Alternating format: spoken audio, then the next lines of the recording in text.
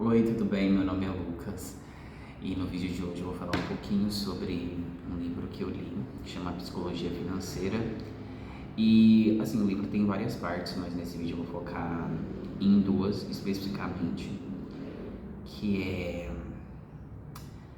ah, os fatores que a gente controla, os fatores que a gente não controla na nossa vida em geral e na nossa vida financeira em particular. O livro trata do conceito de composição, que seria algo semelhante à constância, que seria, ok, não existem formas de você dizer para uma pessoa, olha, esse é o melhor investimento, porque cada pessoa tem uma forma de pensar diferente, cada pessoa tem objetivos diferentes. Então, talvez um investimento de alto risco seja melhor para uma pessoa, um investimento de curto prazo seja melhor para uma pessoa, enquanto um investimento de risco menor ou de longo prazo, enfim. Tudo depende do objetivo da pessoa. Cada pessoa é uma pessoa diferente, vê o mundo de uma forma diferente. A forma que a gente enxerga o mundo, a gente enxerga o dinheiro, ela não é universal, ela é só nossa. Cada pessoa vê o dinheiro de formas ligeiramente diferentes. E é isso. Mas isso também, isso quando eu falo dinheiro, não vale só para o dinheiro, vale para a vida inteira. Mas o livro traz que existem algumas constantes universais, como por exemplo a constância da mudança, e ele traz que ser constante em alguns aspectos fundamentais é importante. E o que seria um aspecto fundamental? Bom, você que sabe o que é fundamental para você.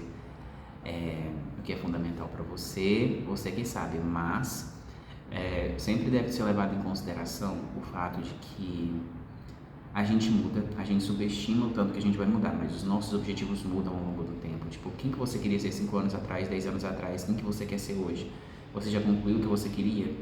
Isso te satisfez? Você mudou de ideia? Enfim, a gente muda. Então a gente deve levar em conta que a gente muda e que existem imprevistos.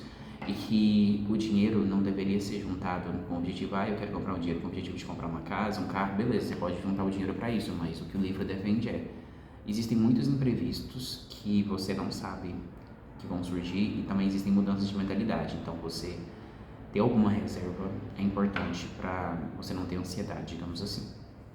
Aí ele fala desse fator da constância, mas ele também fala do efeito, do fator que ele chamou de efeito de cauda. O que é o efeito de cauda? Basicamente são eventos raros e grandiosos que fazem tudo valer a pena, mas que a gente não controla. Por exemplo, ele cita o exemplo de um colecionador de quadros, eu não sei como chama essa profissão, mas ele basicamente colecionava quadros. E ele pegava vários e vários quadros e colecionava. E ele vendeu quadros do Picasso que valiam bilhões de dólares por 100 milhões. Ah, beleza. Nossa, valia bilhões e ele vendeu por 100 milhões, beleza, mas com 100 milhões ele ficou rico, então.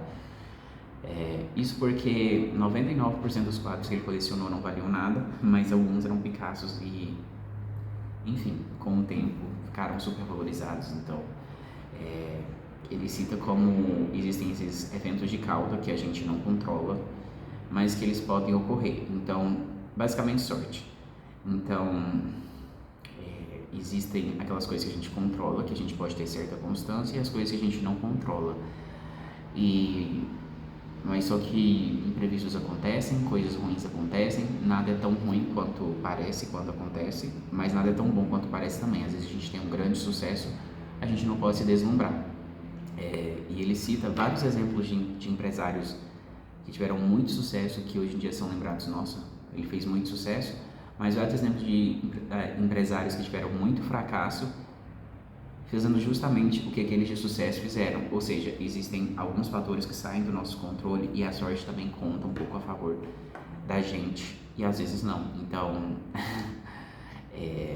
a gente não criticar as pessoas que faliram ou que falharam financeiramente sem saber qual o objetivo daquela pessoa ou sem saber quais fatores influenciaram externos também, não é justo, sabe? A gente deve focar mais no qual é o nosso objetivo, isso eu tô falando de financeiro, mas também de vida, e saber que, olha, não vai ser como planejado na maioria das vezes, mas a gente pode tentar manter constância em algumas coisas e se preparar para a sorte, para ter a sorte quando ela vier, porque eu acredito que a sorte tem mais chances de aparecer para aquele que está preparado para aproveitar a oportunidade que essa sorte traz.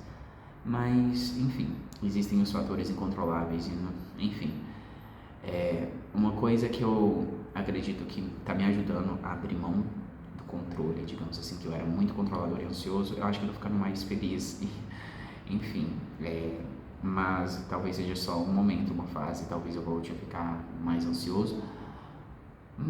Por outro lado, existem outros ensinamentos que eu tive esses dias, inclusive que traz a metáfora, não sei se é uma metáfora ou se é uma coisa real, enfim, você pode considerar uma coisa real, porque na realidade também aconteceria, que é uma gota d'água. Se você coloca uma gota d'água e uma bactéria lá dentro, teoricamente a bactéria não vai se mover para lado nenhum, tipo, não tem nenhum lugar preferencial para a bactéria se locomover.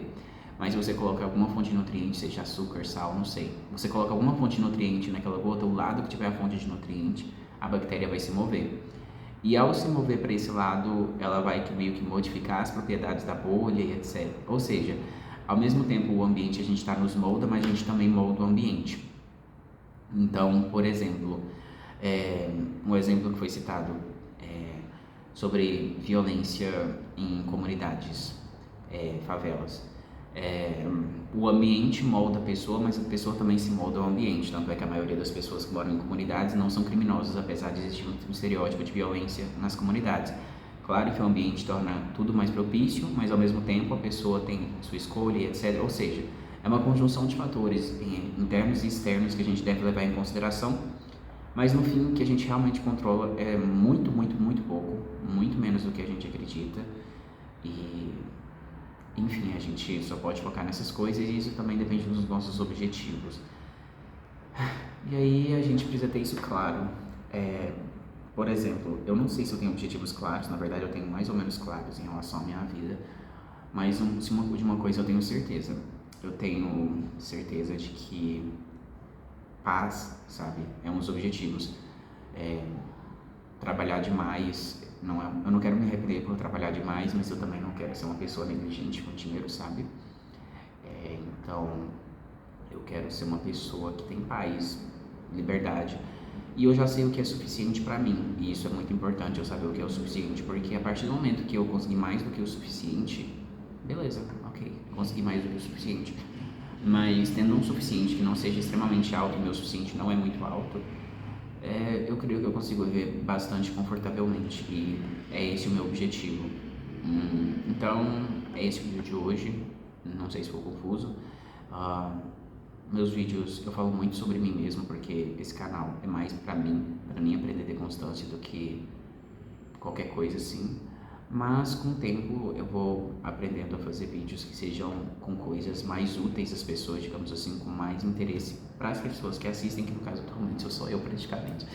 Mas é isso, continue a nadar.